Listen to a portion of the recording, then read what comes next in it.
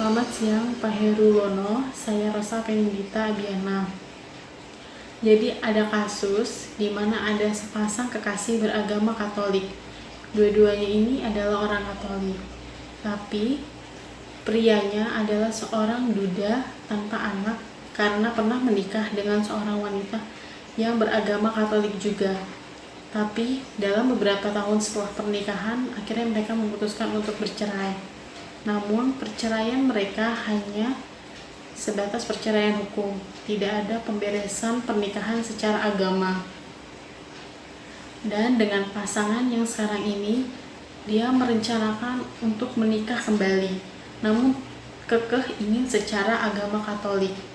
Pertanyaan saya, apa yang harus dilakukan oleh pria ini untuk melakukan pemberesan pernikahan, dan apakah nantinya mereka bisa menikah secara Katolik? Terima kasih.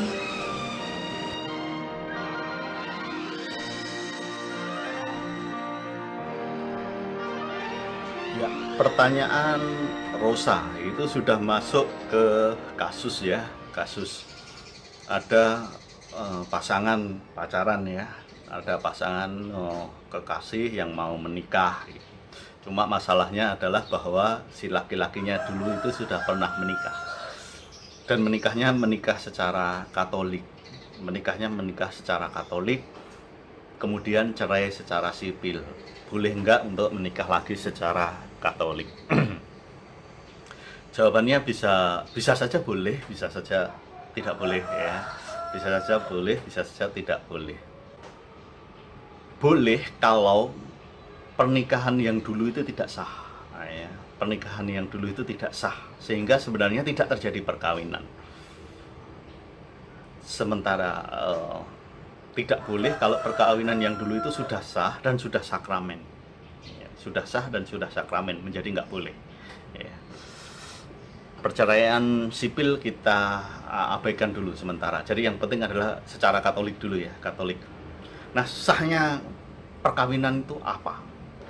Sahnya perkawinan itu kalau dia memang sepenuh hati menghendaki perkawinan itu, dan memang tidak ada halangan terhadap perkawinan itu. Beberapa halangan, misalnya ada enggak hubungan keluarga dekat, itu halangan ya, halangan untuk menikah secara Katolik. Ada enggak perkawinan terdahulu gitu ya, kayaknya enggak ada ya, kayaknya enggak ada yang lain-lain, misalnya kasus impotensi, kemudian saudara dekat, kemudian umur, kayaknya nggak ada. Kalau dalam hal itu sepertinya nggak ada sejauh saya melihat perkawinannya. Tetapi ini unsur penuhnya itu ya, plenus, unsur penuhnya bulat, sebulat hati, dia harus menerima perkawinan dan memang menghendaki itu ada nggak? Itu yang harus dicari. Apakah dulu perkawinannya karena terpaksa misalnya? Apakah ada unsur penipuan di sana? Itu kan kalau orang ditipu kan nggak bisa menghendaki sepenuh hati, namanya ditipu. Dia menghendaki yang ditipuan itu. Tapi tipuan di sini harus yang bersifat langsung untuk mendapatkan persetujuan perkawinan, karena hakikat perkawinan itu perjanjian. Dalam bahasa hukum gereja yang lama itu kontrak ya. Perkawinan itu perjanjian yang mengikat seumur hidup ya. Maka perjanjian itu harus sah dan memang menghendaki perjanjian itu. Maka dilihat lagi, adakah unsur-unsur semacam itu dalam perkawinannya yang pertama? Apakah dia menikah karena dijodohkan dan lain sebagainya? Kan di sini belum terlalu jelas sebenarnya pertanyaannya di sana. Nah, sebenarnya usul saya adalah datang saja ke pastor paroki lalu ceritakan. Nanti akan dilihat sebelum perkawinan bagaimana, ketika menikah bagaimana, lalu sesudah menikah itu perjalanannya bagaimana. Itu akan dilihat, dan tribunal pengadilan gereja yang akan memutuskan perkawinan ini sah atau tidak sah. Nah, ketika perkawinannya itu tidak sah, maka itu akan dibatalkan oleh gereja. Perkawinan itu tidak sah maka akan dibatalkan oleh gereja. Pembatalan itu berbeda dengan perceraian. Kalau pembatalan itu pengandaiannya adalah perkawinannya ini sebenarnya tidak terjadi, perkawinan yang sebenarnya ya. Perkawinan yang tidak sebenarnya. Misalnya ada pasangan yang dijodohkan dan dipaksa menikah. karena unsur utang, karena unsur keluarga, karena unsur pertemanan orang tuanya, sehingga yang menghendaki perkawinan itu sebenarnya orang tuanya, sementara anak-anaknya enggak menghendaki itu. Nah, itu membuat perkawinan tidak sah. Maka dilihat lagi biasanya dulu penyelidikan kanoniknya bagaimana ya. Maka ini kaitannya dengan itu ya.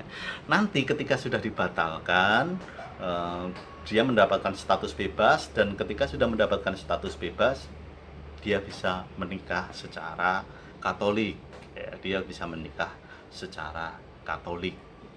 Jadi dilihat dulu perkawinan yang terdahulu, dibereskan, jangan takut untuk membereskan perkawinannya. Prinsipnya bisa sejauh untuk membantu, membangun dan menyelamatkan jiwa-jiwa, itu bisa. Jangan sampai menjadi penghalang lah kita ya. Jadi prinsipnya ambil bisanya dulu aja ya. Meskipun sebenarnya nggak bisa, tetapi ambil prinsip bisanya. Nggak bisanya sejauh itu tadi sudah sakramen. Sakramen itu kalau sah sudah sakramen dan sudah dilengkapi dengan persetubuhan yang pertama kali gitu ya. Persetubuhan sejak menikah, bukan persetubuhan sebelum menikah ya. Jadi itu. Jadi masih mungkin. Jadi dalam hukum perkawinan Katolik dibedakan antara perceraian dengan pembatalan. Kalau secara sipil gini, bedanya itu kelihatan banget. Kalau pembatalan itu nanti di KTP itu ya statusnya belum menikah. Ya, pembatalan itu statusnya di KTP nanti dikoreksi belum menikah. Sementara kalau perceraian itu dia pernah menikah. Ya, beda-beda ya. Dalam kasus ini juga begitu. Maka dilihat lagi, karena kasusnya belum terlalu jelas, maka dilihat lagi apakah perkawinannya dulu itu sah atau tidak.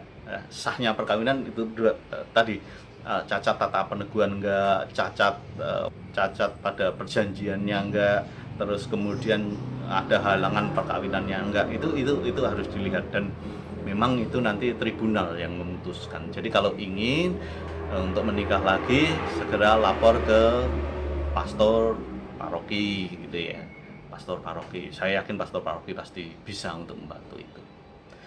Itu ya Rosa ya.